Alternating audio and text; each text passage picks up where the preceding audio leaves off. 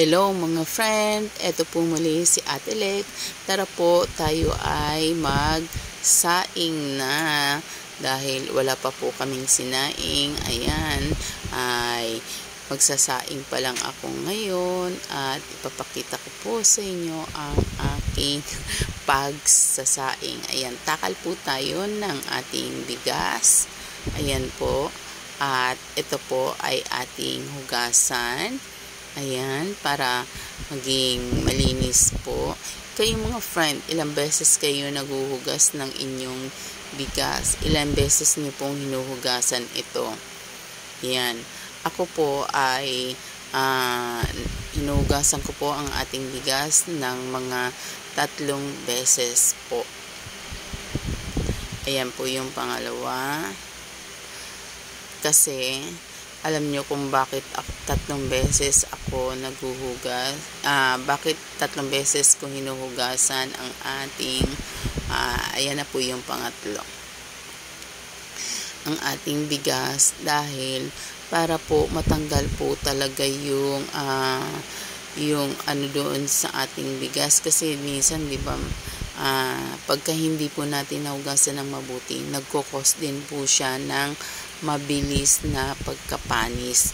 At heto, tayo po ay gagamit ng ating pandan, ang galing sa ating mini garden. Kayo ba mga friend, gumagamit din ba kayo ng pandan sa inyong sinaing?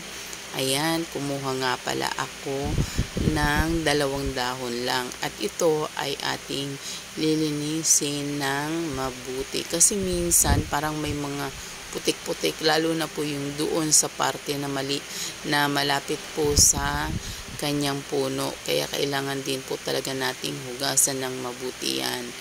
At yan ay ganyan po ako maggamit ng pandan. Binubuhol ko po siya para hindi po siya makalat.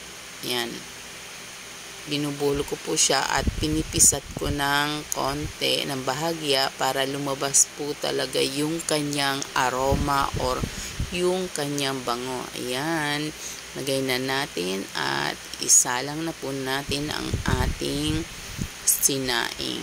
Ayan, paapuyan na rin po natin para yan ay maluto na. Ayan, at kumukulo na ang ating sinaing. Mabango na po siya. Amoy na po ang bango ng pandan. Lumalabas po talaga niya yung kanyang aroma. At alam nyo po mga friend, gusto ko po talaga ang amoy ng pandan.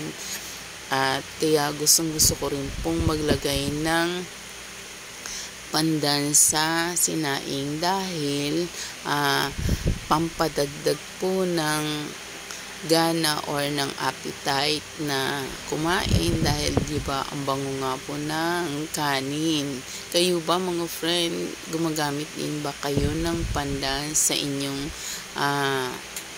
sinaing?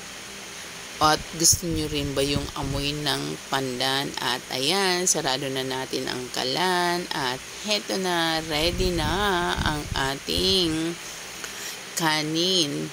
Kanin with pandan. Thank you.